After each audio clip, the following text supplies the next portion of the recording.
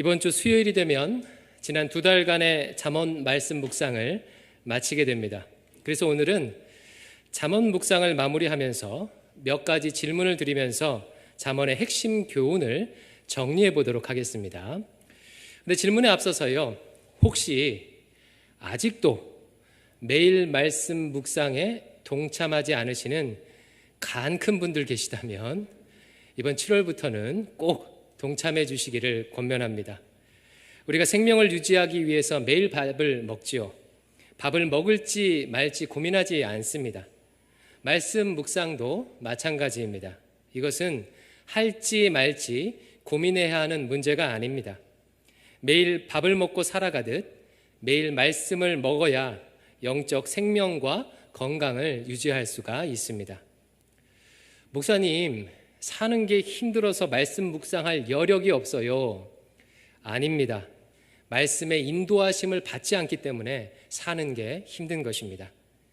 하나님의 말씀은 캄캄한 인생길에 등불이 되어주고 빛이 된다고 했습니다. 반드시 하나님의 말씀이 내 삶을 날마다 인도해 주실 것입니다.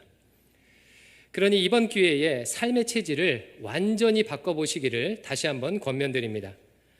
힘들어서 말씀 묵상 못합니다 라는 푸념에서 말씀을 통해 힘을 얻었습니다 라는 간증으로 바뀌게 되기를 다시 한번 축원합니다. 자, 이제 잠언에 관한 질문을 드려볼게요. 총 4가지 질문을 드릴 텐데, 첫 번째, 잠언은 우리가 2달 동안 묵상해 보니까 잠언은 무엇에 관한 성경이었습니까? 이건 쉽지요. 잠언은 지혜에 관한 성경이었습니다. 잠언은 처음부터 끝까지 지혜에 대해서 강조하며 교훈하고 있습니다. 자, 그러면 두 번째 질문이요. 그러면 지혜란 무엇입니까? 잠언이 말하는 지혜란 무엇입니까? 지난주에 말씀드렸지요. 지혜란 듣는 것입니다. 듣는 것이 지혜예요. 지혜로운 자는 하나님으로부터 또한 지혜자로부터의 말씀을 경청하고 귀 기울여 듣습니다. 자, 이제 세 번째 질문이에요. 이건 약간 어려운데, 지혜의 근본은 무엇입니까? 지혜의 근본. 묵상하신 분들은 아실 거예요. 지혜의 근본은 잠언 9장 10절 말씀을 같이 한번 읽어보겠습니다. 9장 10절입니다. 시작. 여호와를 경외하는 것이 지혜의 근본이요 거룩하신 자를 아는 것이 명철이니라. 아멘. 여호와를 경외하는 것이 지혜의 근본입니다. 근데 이 말씀은요, 추상적인 단어들로 되어 있어서 막상 적용하려고 하면 어떻게 적용할지가 애매해요. 이 말씀은 삶에서 이렇게 적용할 수가 있어요. 무슨 일을 하든지 먼저 하나님께서 보고 계신 것을 전제하고 행하는 거예요. 이웃과 관계할 때, 일할 때, 말할 때, 그렇지, 지금 하나님께서 보고 계시지, 하나님께서 지금 내 말을 듣고 계시지 라고 하면서 하나님을 의식하고 하나님을 두려워하는 것 바탕 위에 행하는 것입니다. 여러분, 하나님께서 지금 보고 계심을 전제하고 산다면 그냥 대충 막 살 수가 없겠지요. 이것이 바로 지혜로운 삶의 근본이고 시작인 것입니다. 이제 마지막으로 4번째 질문 드려볼게요. 그러면 지혜로운 삶의 구체적인 내용들은 무엇입니까? 잠언 31장 전체입니다. 잠언은 31장에 걸쳐서 다양한 상황에서의 지혜로운 삶에 대해서 말하지요. 마음가짐에 대해서도 말하고, 보증 문제, 게으름, 이성 문제, 신하의 도리, 언어 생활 등 구체적인 교훈들을 다양하게 주고 있어요. 이 중에서 가장 많이 반복해서 주는 교훈은 말에 대한 교훈이라고 했고요. 그래서 지난 2주 동안 잠언이 말하는 말에 대한 교훈을 총 6가지로 정리해서 여러분들께 설교를 했습니다. 자, 여기까지가 지난 2달 동안 묵상하면서 살펴보았던 잠언의 핵심이에요. 어렵지 않죠? 잠언은 지혜에 관한 책이고, 지혜란 듣는 것이고, 지혜로운 삶은 하나님을 경외하는 것에서부터 시작을 하고, 잠언은 다양한 상황에서의 지혜로운 삶이 무엇인지를 보여주고 있습니다. 그런데 이렇게 쉽게 정리를 해드렸어도 이 예배가 끝나고 나면 잊어버리실 것 같아요. 그래서 제가 이 4가지를요 단 한 문장으로 정리를 해드릴게요. 다시 말하면 잠언의 수많은 교훈을 요약하면 다음에 한 문장으로 정리할 수가 있어요. 따라서 이번 잠언 묵상을 마감하면서 다른 것은 몰라도 이 한 문장만큼은 기억하셔야 되겠죠. 잠언의 내용을 한 문장으로 정리하면 이와 같습니다.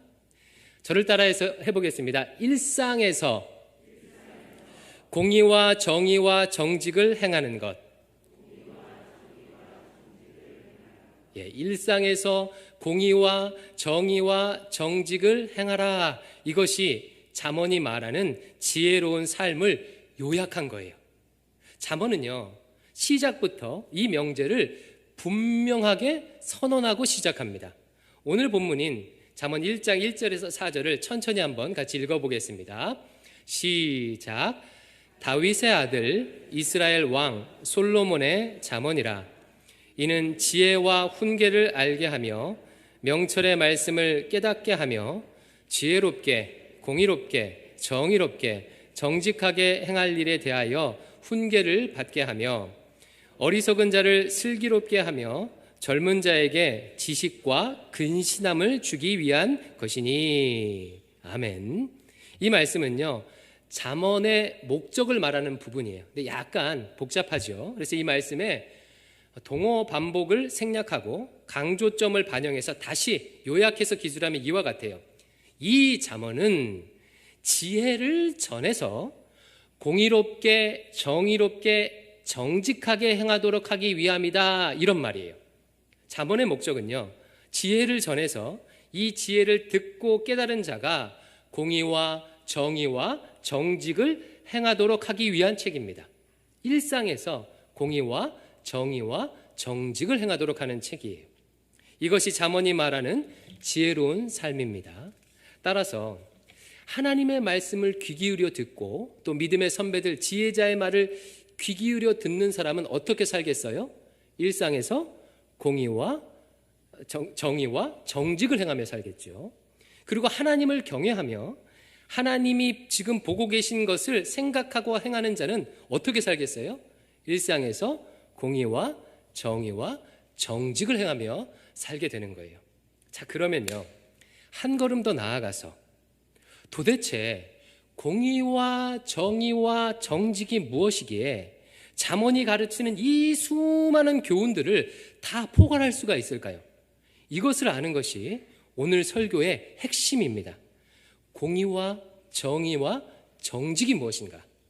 이 세 가지 개념 중에서 정직에 대해서는 여러분들께서 비교적 잘 알고 계시기에 오늘 설교에서는요, 성경이 말하는 공의와 정의에 대해서 무엇인지 중심으로 나눠보겠습니다. 성경을 이해함에 있어서 공의와 정의를 아는 것은요, 정말 매우 중요합니다. 성경은 하나님 나라는 두 가지 통치 원리를 가지고 있는데, 하나님 나라는요, 공의와 정의로 통치하는 나라래요. 그리고 구약 성경은 앞으로 올 메시아에 대해서 예언하고 있죠. 예수님에 대해서 예언하고 있는데, 이 메시아가 와서 공의와 정의를 이룰 거라고 이렇게 예언하고 있어요. 대광교의 표요인 마태복음 6장 33절, 먼저 그의 나라와 의를 구하라 라고 할 때 이 의도 구약 성경의 공의와 정의를 기초로 하는 말씀입니다. 바울 서신에서 사도 바울이 사용하는 의롭게 되었다 할 때 이 의도 구약 성경의 공의와 정의의 개념과 연결이 되어 있어요. 따라서 공의와 정의에 대한 이해 없이는 하나님 나라, 예수 그리스도의 사역, 그리고 구원에 대해서 온전히 이해할 수가 없습니다. 공의와 정의는 성경을 이해하는데 매우 중요한 개념이에요. 그런데 안타깝게도 이렇게 중요함에도 공의와 정의에 대해서 잘 모르는 것 같아요. 누군가 여러분에게 와서 집사님, 잠언에 보니까 공의와 정의라는 말이 매우 자주 등장하는데 또 교회 생활하다 보면 하나님 나라의 공의와 정의가 이루어지도록 기도하라고 그렇게 자주 말하던데 도대체 공의와 정의가 뭐예요? 라는 질문을 받는다면 쉽게 대답하실 수 있겠습니까? 굉장히 어렵죠. 그래서 오늘 저는 공의와 정의의 개념에 대해서 핵심을 짧게 정리해 드리려고 합니다. 이번 기회에 마음에 새기시길 바라요. 근데 다만 신학적 내용이라 여러분 정신을 좀 집중하셔야 됩니다. 정신을 잠깐 동안 집중해 보시기 바래요. 먼저 공의. 먼저 공의라는 것은요, 히브리어 체다카를 번역한 말인데 이것은 주로 관계적인 의의를 말할 때 사용하는 단어예요. 관계가 똑바른 상태를 말할 때 체다카, 즉 공의라는 말을 사용해요. 쉽게 말해서 하나님과의 관계가 똑바르거나 사람과의 관계가 똑바른 상태를 말할 때 공의롭다라고 한다는 거예요. 그러면 하나님과의 관계가 똑바르려면 무엇을 해야 될까요? 성경은 두 가지를 말합니다. 첫 번째는요, 하나님을 신뢰하는 거예요. 하나님을 신뢰할 때 하나님과의 관계가 올바르게 똑바르게 되는 것입니다. 따라서 이때 공의를 행한다는 것은 하나님을 신뢰하는 것을 의미하겠죠. 창세기 15장 6절에 보면 아브라함이 하나님을 믿음으로, 즉 신뢰함으로 의롭게 여김을 받았다라고 기록해요. 이때 의롭게 여김을 받았다 할 때 이 의가 체다카, 즉 공의입니다. 두 번째로요, 하나님과의 관계가 똑바르기 위해서는요, 하나님의 말씀을 잘 듣고 순종해야 합니다. 이건 너무나도 당연하죠. 하나님의 말씀을 듣고 순종할 때 하나님과의 관계가 똑바른 상태, 즉 공의로운 상태가 되는 것입니다. 따라서 이때 공의를 행한다는 것은 뭘 행한다는 거겠어요? 말씀을 듣고 순종하는 것을 의미하겠죠. 우리가 암송했던 시편 1편 말씀 보면 복 있는 사람, 의인이 등장하는데 이 의인은 여호와의 말씀을 주야로 묵상하는 자입니다. 이때 의인을 말하는 이 의가 체다카, 즉 공의입니다. 하나님의 말씀을 묵상하는 자. 다음으로 공의는요, 사람과의 관계가 똑바른 것을 말할 때도 사용해요. 여러분, 사람과의 관계가 똑바르려면 어떻게 해야 할까요? 성경은 한 가지만을 강조합니다.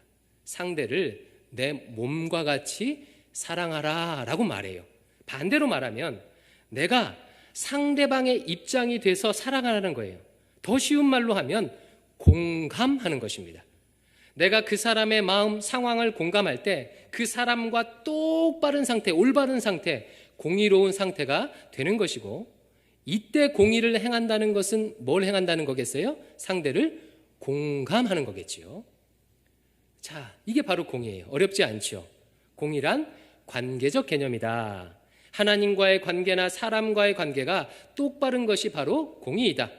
하나님과의 관계가 똑바르려면 하나님을 신뢰하거나 하나님의 말씀에 순종해야 한다. 사람과의 관계가 똑바르려면 타인에게 공감해야 된다. 즉 공의를 행한다는 것은 하나님을 신뢰하는 것이고 하나님의 말씀을 듣고 순종하는 것이고 또 타인을 공감하는 행위다. 이게 공의로운 행위다. 이렇게 정리할 수가 있습니다. 그렇다면요, 우리가 2달 동안 묵상했던 잠언은 이 세 가지, 신뢰, 말씀 순종, 타인 공감, 이 세 가지 중에서 무엇을 강조하고 있을까요? 여러분, 2달 동안 묵상해 보니까 이 세 가지 중에 뭘 강조하는 것 같아요? 뒤에 2가지예요. 하나님의 말씀에 순종하는 것과 타인을 공감하는 것을 강조합니다.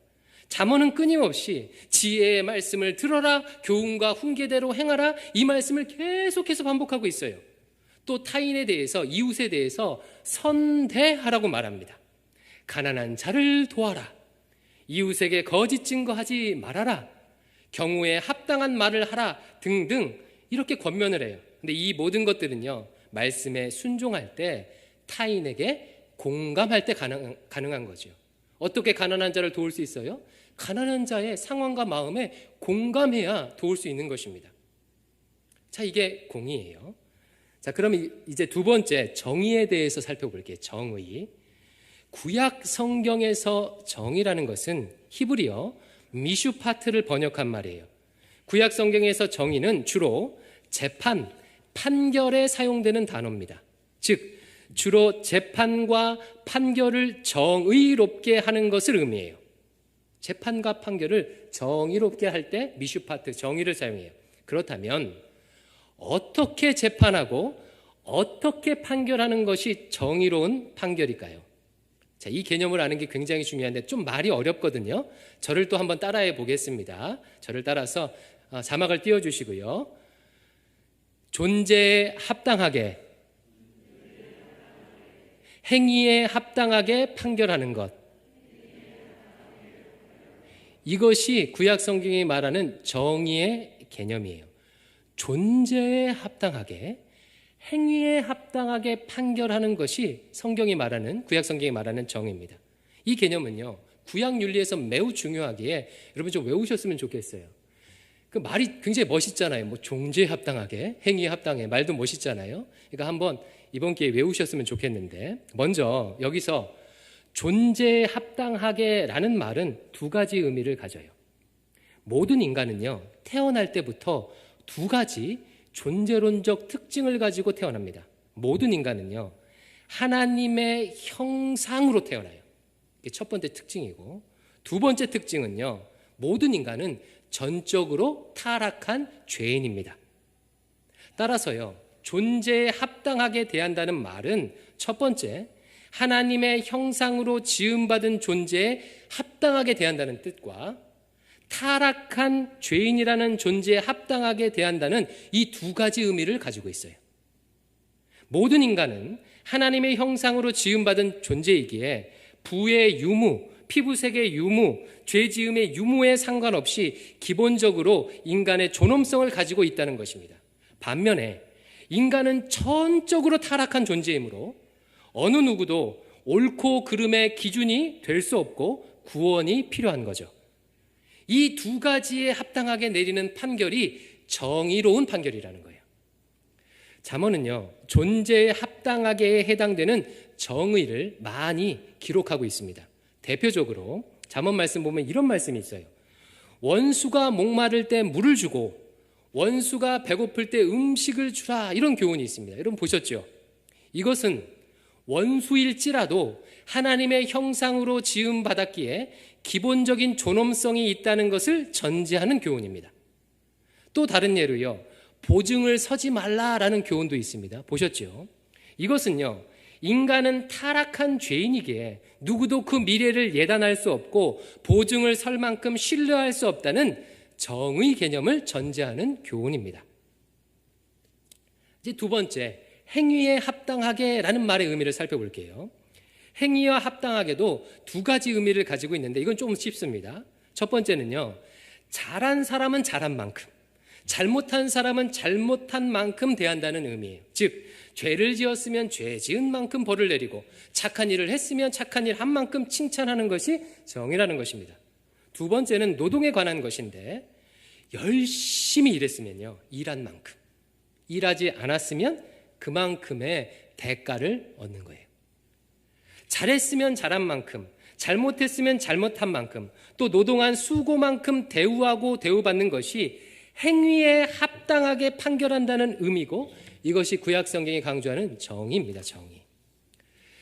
잠언 말씀은요, 이런 행위에 합당하게 해당하는 정의도 많이 강조하고 기술하고 있어요. 지혜로운 재판관은 재판할 때 얼굴을 보지 말고 뇌물도 받지 말고 재판하라고 여러 차례 교훈하죠. 똑같은 잘못을 했는데 부자라고 아는 사람이라고 봐주거나 가난하다고 모르는 사람이라고 엄하게 처벌하면 정의로운 것이 아니라는 거예요. 행위에 합당한 판결이 아니라는 것입니다. 또 잠언 말씀에 보면요, 장사할 때 거래할 때 저울추를 속이지 말라고 권면하거나 일하지 않는 게으른 자는 가난하게 될 것이라고 경고하고 있어요. 노동에 합당한 대우를 말하고 있는 거죠. 자, 정리해 보겠습니다. 구약 성경이 말하는 정의, 미슈파트는 무엇입니까? 주로 재판이나 판결에서 사용하는 단어인데, 존재에 합당하게, 행위에 합당하게 판결하는 것이 정의예요. 좀 어렵지요. 나중에 영상을 보면서 다시 복습하시기 바랍니다. 이렇게 보고 나니까요, 공의와 정의가 왜 잠언에서 말하는 수많은 지혜의 교훈들을 포괄할 수 있는지 감이 잡히셨을 거예요. 지혜로운 행위란 결국 하나님의 말씀에 순종할 때, 타인을 공감할 때 할 수 있는 행동이에요. 또한 지혜로운 행동은 존재에 합당하게, 행위에 합당하게 사람들을 대하는 행동입니다. 이런 행동을 일상에서 하라고 잠언은 교훈하고 있는 거예요. 그러면 또 한 걸음 더 나아가서요, 좀 더 구체적으로 이 말씀을 이해하기 위해서 이해하기 쉽도록 구약 성경의 공의와 정의를 현대에 응용해서 적용해 보도록 하겠습니다. 몇 가지 사례를 얘기할 텐데 이해를 위해서 굉장히 사례를 단순화시켰어요. 양해를 바랍니다. 어린이집 교사였던 한 청년이 저에게 찾아와서 이런 이야기를 한 적이 있어요. 목사님, 어린이집 원장님이 교회 다니는 분이신데요. 야근도 많이 시키고 주말에도 출근하게 하면서 초과 근무 수당은 주지 않고 저한테 이렇게 말했습니다 라고 제게 얘기하더라고요. 뭐라고 했냐면, 선생님은 예수 믿는 분이니까 반드시 하나님께서 따로 챙겨주실 겁니다, 이렇게 말했다는 거예요. 이 어린이집 원장님은요, 지금 공의와 정의를 행하고 있는 것입니까? 그렇지 않죠. 행위에 합당하게 노동한 만큼의 정당한 대가를 주지 않습니다. 또한 타인의 입장을 공감했다면 그런 식으로 행하지 않았을 것이지요. 한 성도가 있습니다. 이 성도가 열심히 일해서 돈을 벌 생각은 안 하고요, 부동산 투기로 크게 한탕 얻으려고만 한다면 우리가 방금 공부한 공의와 정의의 관점에서 어떻게 평가할 수 있을까요? 미래를 책임지시는 하나님을 신뢰하지 않는 것이고, 집 없는 타인에게 공감하지 않는 것이며, 노동의 정당한 대가를 추구하지 않는 행위이죠. 따라서 공의와 정의를 행하지 않는 지혜롭지 못한 행동이라고 얘기할 수 있습니다. 아파트 경비원 분들의 인격을 모독하는 것은 어떻습니까? 하나님의 형상으로 지음받은 경비원 분들의 존엄성을 해치는 것이고, 타인에게 공감하지 못하는 것이며, 노동의 대가 이상의 것을 요구하는 공의롭지 못하고 정의롭지 못한 행동이라 할 수 있겠죠. 자, 그러면요, 일터에서 노동자들의 생명과 안전을 보장하도록 법을 강화하는 것은요, 공의롭고 정의로운 일이라 할 수 있겠습니까? 예, 그렇겠죠. 하나님의 형상으로 지음받은 인간은 누구나 생명과 안전을 보장받을 권한을 가지고 있고, 노동자들의 삶에 공감한다면 법을 강화해야 할 것입니다.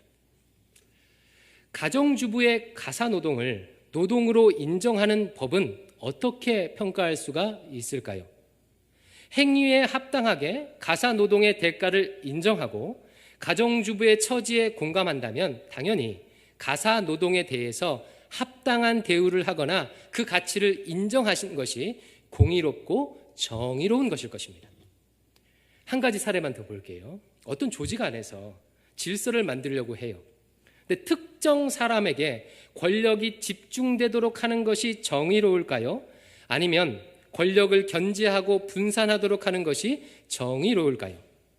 인간은 전적으로 타락한 존재이기에 옳고 그름의 기준이 될 수 없으므로 권력의 집중은 부패를 가져오게 되어 있습니다. 따라서 권력을 분산하는 것이 타락한 인간의 존재에 합당한 정의로운 방법이 될 수가 있겠죠. 이처럼 잠언은요, 공의와 정의를 우리의 삶의 현장에서, 일상에서 적용할 수 있다고 말하고, 또한 그렇게 하라고 권면합니다. 공의와 정의를 우리가 살고 있는 삶의 현장에서, 일상에서 적극적으로 적용하여 사는 것이 지혜로운 삶이라고 말해요.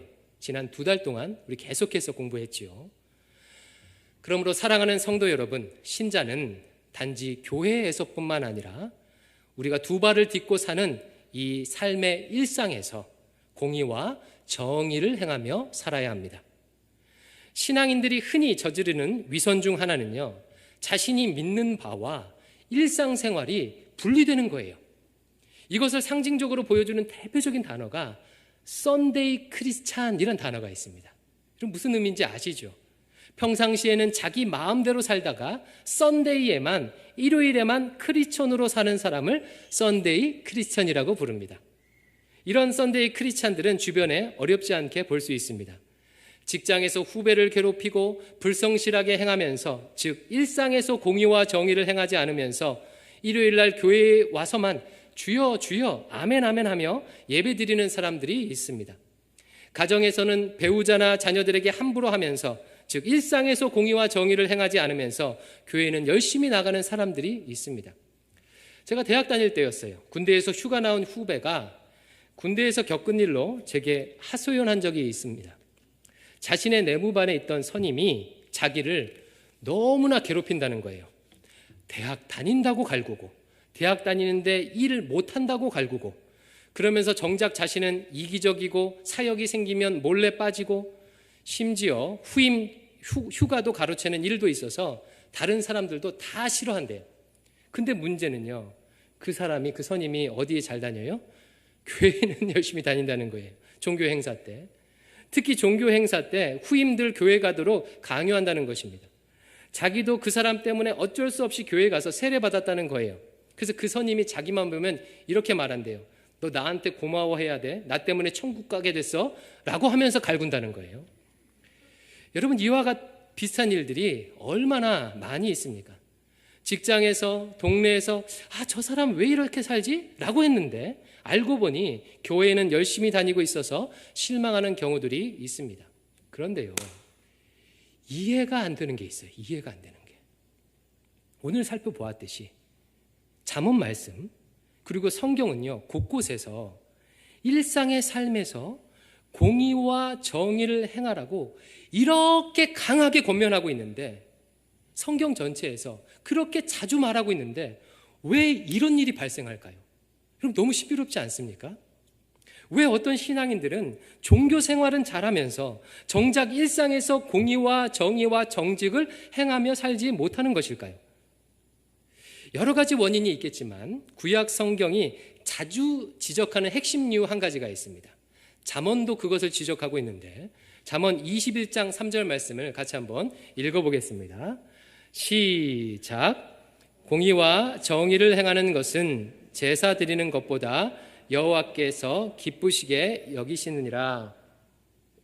아멘. 말씀 보니까 공의와 정의를 행하는 것과 제사 드리는 것을 대비해서 말하고 있죠. 구약 이스라엘 백성들은요, 모세 오경의 가르침에 따라서 제사 드리는 것을 매우 중요하게 여겼습니다. 5대 제사와 7대 절기를 중심으로 많은 제사와 제물을 드렸어요. 여러분, 이렇게 하나님께 제사를 드리는 것은 좋은 일입니까? 나쁜 일입니까? 매우 좋은 일이죠. 이스라엘 백성은 마땅히 해야 할 좋은 일입니다. 그런데 문제는 뭐냐면요, 이 이스라엘 백성들이 제사는 잘 드렸는데 정작 일상에서 공의와 정의를 행하지 않는 데 문제가 있었어요. 쉽게 말해서요, 평상시에는 자기 마음대로 살다가 제사만 열심히 드리는 거예요. 즉, 제사를 드리고 제물을 바침으로 하나님께 해야 할 자신의 종교적 의무를 다했다고 생각을 하는 거예요. 바로 이것이 신앙과 일상이 분리되는 핵심 원인입니다. 신앙의 책임이, 신앙의 의무가 특정 시간, 특정 장소에서 제사 드리는 것, 제물 바치는 것으로 대체될 때 신앙과 일상이 분리되기가 쉽습니다. 특히 이런 현상은 샤머니즘적 종교에서 많이 나타나요. 일상에서는 자기 마음대로 살다가 문제가 생겼을 때 특정 시간 장소에서 화려한 구판을 열어서 신에게 제물을 바침으로 신의 노여움을 푸는 거죠. 여기서 신에게 드리는 제사와 제물은 평상시에 자기 마음대로 산 것에 대한 일종의 대가가 되는 것입니다. 이스라엘 백성들이 타락했을 때도 이런 위선적인 모습이 나타났고 하나님은 그것을 정말 매우 싫어하셨습니다. 구약 성경을 보면 이런 말씀을 진짜 많이 보실 거예요. 하나님께서 이런 위선을 얼마나 싫어했는지 가장 잘 보여주는 말씀이 아모스서 5장 21절과 24절인데 같이 한번 천천히 읽어보겠습니다. 시작. 내가 너희 절기들을 미워하여 멸시하며 너희 성회들을 기뻐하지 아니하나니 너희가 내게 번제나 소제를 드릴지라도 내가 받지 아니할 것이요 너희의 살진 희생의 화목제도 내가 돌아보지 아니하리라. 내 노랫소리를 내 앞에서 그칠지어다. 내 비파소리도 내가 듣지 아니하리라. 오직 정의를 물같이 공의를 마르지 않는 강같이 흐르게 할지어다. 아멘. 매우 무서운 말씀이죠. 우리식으로 하면 이렇게 지금 말씀하고 있는 거예요. 너희들이 드리는 예배 받지 않을 거야. 너희들이 드리는 헌금 받지 않을 거야. 너희들이 드리는 찬양도 받지 않을 거야. 먼저 너희의 삶의 현장에서 공의와 정의가 강같이 흐르게 하고 나서 내게 와라 라고 지금 말하고 있는 것입니다. 안타깝지만 한국교회도 비슷한 문제를 가지고 있다고 생각합니다. 특정 시간, 장소에서 예배 드리는 것으로 종교적 의무를 다했다고 생각하는 경향이 우리에게 있습니다. 일주일 동안 자기 마음대로 살다가 일주일에 한 번 예배나 헌금하는 것으로 퉁 치는 식으로 신앙생활하는 경우가 많이 있습니다. 이럴 때 신앙과 일상이 분리되는 것입니다. 전 총신대 교수이자 미국 풀러 신학교 교수였던 김세윤 박사님께서 구원이란 무엇인가 라는 책에서 한국교회의 문제를 진단하며 다음과 같이 말했습니다. 제가 좀 각색해서 읽어드릴 텐데, 그동안 한국교회는 세 가지 하기와 세 가지 안 하기만 잘 지키면 구원받은 것처럼 가르쳤습니다. 세 가지 하기는 주일 성수, 11조, 전도이고, 세 가지 안 하기는 술, 담배, 제사입니다. 이것만 잘 지키면 좋은 신앙인인 것처럼 가르쳤기에 한국교회가 지금 이와 같은 어려움을 겪는 것입니다. 이 지적은요, 굉장히 극단적이죠. 그리고 목회자로서요, 굉장히 불편합니다. 솔직히 불편해요. 하지만 귀를 기울일 부분이 있다고 생각합니다. 이 세 가지 하기와 이 세 가지 안 하기는 매우 중요하고 신자의 생활에서 필요한 부분입니다. 버리지 말아야 될 것들이죠. 하지만 이것만 강조하면서 일상의 삶에서 하나님을 경외하지 않고 이웃을 배려하지 않고 가난한 자를 무시하고 사람들을 차별하며 세상의 부를 쫓아 이기적으로 살아간다면 하나님께서 뭐라고 하시겠습니까? 나는 제사 드리는 것보다, 헌금하는 것보다 일상에서 공의와 정의와 정직을 행하는 것을 더 기뻐한다 라고 말씀한다는 거예요. 바로 이것이 우리가 2달 동안 묵상했던 잠언의 강조점입니다. 참 지혜란 일상에서 드러난다. 지혜로운 자는 일상에서 공의와 정의와 정직을 행하며 살아가는 사람이다. 일상을 지혜롭게 살아가라. 이 예배를 드리는 모든 대광의 성도들은 교회에서뿐만 아니라 일상에서도 하나님의 공의와 정의를 이루시기를 주님의 이름으로 축원드립니다. 기도하겠습니다. 아버지 하나님, 오늘 말씀을 통해서 우리가 일상에서 어떻게 살아야 하는지 다시금 깨닫게 해주시니 감사합니다. 2달 동안 주신 말씀처럼 일상에서 공의와 정의와 정직을 행하며 사는 저희들 되도록 인도하여 주시옵소서. 예수님 이름으로 기도드립니다. 아멘.